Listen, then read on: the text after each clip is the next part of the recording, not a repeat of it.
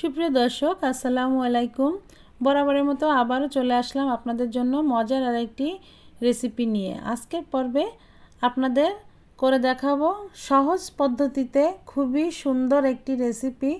শোল মাছ আর লাউ দিয়ে রান্না করে দেখাবো, অসাধারণ একটি রেসিপি। তো আশা করছি রেসিপিটি আপনাদের ভালো লাগবে। রেসিপিটি যদি ভালো লেগে থাকে একটি লাইক, কমেন্ট, শেয়ার করে পাশে থাকবেন।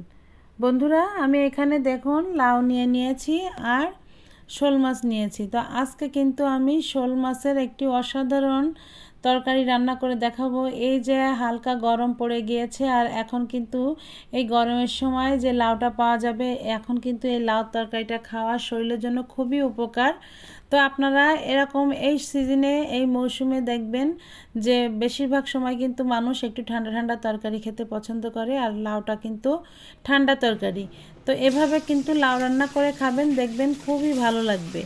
তো আমি এখানে দেখুন লাউ তরকারিতে কিন্তু খুব বেশি ঝাল দিতে হয় না, কারণ অল্প ঝালে কিন্তু লাউ তরকারিটা কিন্তু ঝাল লাগে বেশি। তো এখানে আমি 2-3টা ঝাল কেটে দিয়েছি। দেখুন কাঁচামরিচটা নিয়েছি কেটে, আমি তেলের উপরে দিয়ে দিয়েছি আর কিছু পেঁয়াজ কুচি করে দিয়েছি। তো লাউটা কিন্তু আমি এখানে কোনো মশলাপাতি ছাড়া রান্না করব। আর এই গরমের দিনে এরকম মশলা ছাড়া তরকারি খাবেন, দেখবেন শরীরের জন্য যে কতটা উপকার তো আপনারা বুঝতেই পারবেন না। আর এভাবে রান্না করলে কিন্তু লাউটা খেতে দারুণ মজা লাগে। মশলা ছাড়া এভাবেই রান্না করবেন, দেখবেন আমি যেভাবে রান্না করছি ঠিক এইভাবেই রান্না করবেন। তো আমি এখানে 1 চা চামচ রসুন বাটা দিয়েছি। তো আমার এখানে বাটা রসুন দিয়েছি, আপনারা চাইলে এখানে রসুনটা কিন্তু কুচিও করে নিতে পারেন। একটি রসুন এভাবে পেঁয়াজের সঙ্গে কুচি করেও নিতে পারেন, সেটাতেও কিন্তু লাউটা রান্না করলে ভালো লাগবে। তো আমার বাটা রসুন আছে দেখে আমি এখানে বাটা রসুনটা দিয়ে দিয়েছি। তো পেঁয়াজটা কিছু সময় ভাজা হয়ে গেলে একটু কালার কালার আসবে পেঁয়াজটা, তখন আমি এখানে একটু লবণ দিয়ে দিলাম আর দিয়ে দেব একটু হলুদ। তো লাউ তরকারিতে কিন্তু খুব বেশি হলুদও লাগে না, অল্প হলুদেই কিন্তু তরকারিটার কালারটা অনেক সুন্দর আসে। আর একটু বেশি হলুদ হয়ে গেলে কিন্তু তরকারিটা একটু লালচে লালচে হয়ে যায়। আর তরকারি কালার কিন্তু লাউয়ের তরকারি কালার কিন্তু একটু হলুদ বেশি হয়ে গেলে ভালো লাগে না।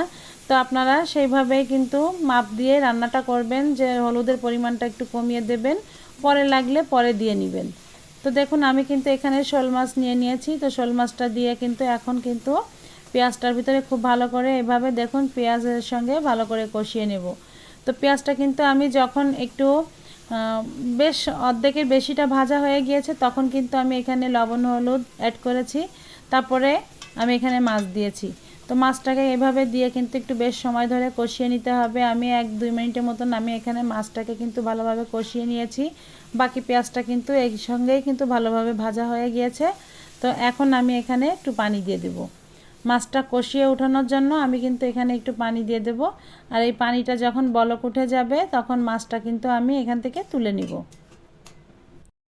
তো মাছে কিন্তু দেখুন বলক উঠে গিয়েছে। তো মাছটা কিন্তু আমি এখানে 1 মিনিটের মতো জাল করে নিয়েছি। বলক ওঠার পরে বেশি সময় জাল করা লাগে না, মাছটা কিন্তু সেদ্ধ হয়ে যায়। তো মাছটা যেহেতু আমি এবার পরে দিব, এই জন্য অনেক সময় ধরে জাল করা লাগে না। মাছটা আমি এইভাবে তুলে নিব। তো তুলে নিয়ে দেখুন এখানে কিন্তু আমি লাউ দিয়ে দিব। তো মাছটা যদি না তুলে নিই তো লাউ দিয়ে কিন্তু নাড়াচাড়া করলে কিন্তু মাছটা ভেঙে যাবে, এজন্য কিন্তু মাছটাকে তুলে রাখতে হবে। আর লাউ কিন্তু নরম তরকারি। তো এটা দেখুন আমি যে পানিতে দিয়ে নিচ্ছি এইটা কিন্তু কষানো হয়ে যাবে, দেখা যাচ্ছে পানি নাও লাগতে পারে। আর যদি লাগে তো তখন আমি কিন্তু একটু পানি দিব। তো লাউ তরকারি কিন্তু রান্না করা খুবই সহজ দেখুন। আর এভাবে মশলাপাতি ছাড়া এই গরমের দিনে রান্না করে খাবেন, পেটটা ঠান্ডা থাকবে। আর লাউ কিন্তু ঠান্ডা তরকারি অবশ্যই সবাই জানেন। তো এভাবে কিন্তু লাউটা রান্না করে খাবেন, দেখবেন এতটা মজা লাগবে। আর দেখেছেন কালারটা কত সুন্দর আসছে। তো এরকম কিন্তু লাউয়ের তরকারি কালারটা হবে। তো এভাবে দেখুন এখন কিন্তু এভাবে লাউটাকে কিন্তু আমি কষিয়ে নেব। তো কষানোর আগেই দেখুন লাউ থেকে বেশ পানি বের হয়ে আসছে। তো দেখা যাচ্ছে আমার লাউতে পানি নাও দিতে হতে পারে, এই পানিতেই কিন্তু লাউটা রান্না হয়ে যাবে। তো লাউটা অনেক সুন্দর, তো লাউটা সুন্দর দেখে কিন্তু পানিটা এত বের হচ্ছে দেখুন। তো এই পানিতেই মনে হচ্ছে আমার লাউটা রান্না করা হয়ে যাবে। তো দেখুন এইভাবেই কিন্তু লাউটা জাল করে করে নিতে হবে। আর লাউটা যখন সেদ্ধ হয়ে যাবে, যখন পানিটা একটু কমে আসবে, তখন আমি এখানে দেখুন একটু সামান্য চিনি দিয়ে দিয়েছি। তো এই চিনিটা দিলাম এই কারণে, লাউটা কিন্তু হালকা একটু মিষ্টি মিষ্টি থাকে, কারণ কি এখন তো লাউতে সব লাউতে কিন্তু ঠিকমতো মিষ্টি হয় না।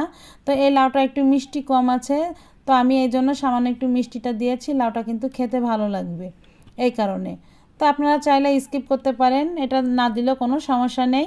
তো আমার কাছে একটু ভালো লাগে, একটু চিনি দিলে লাউটা একটু মিষ্টি মিষ্টি লাগবে, এই কারণে কিন্তু আমি চিনিটা দিয়েছি। তো দিয়ে কিন্তু এখন দেখুন মাছগুলোকে আমি লাউয়ের উপরে দিয়ে দিব, দিয়ে লাউটা শুধু এভাবে একটু নেড়ে চেড়ে সুন্দর করে লাউটা আমি ঝোলটা একটু কমে গেলে নামিয়ে নেব। তো লাউ রান্না করা কতই সহজ, তাই না? আর দেখুন লাউটার কালারটা এত সুন্দর আসছে বন্ধুরা। তো এই লাউ এভাবে রান্না করবেন, এত মজা পাবেন।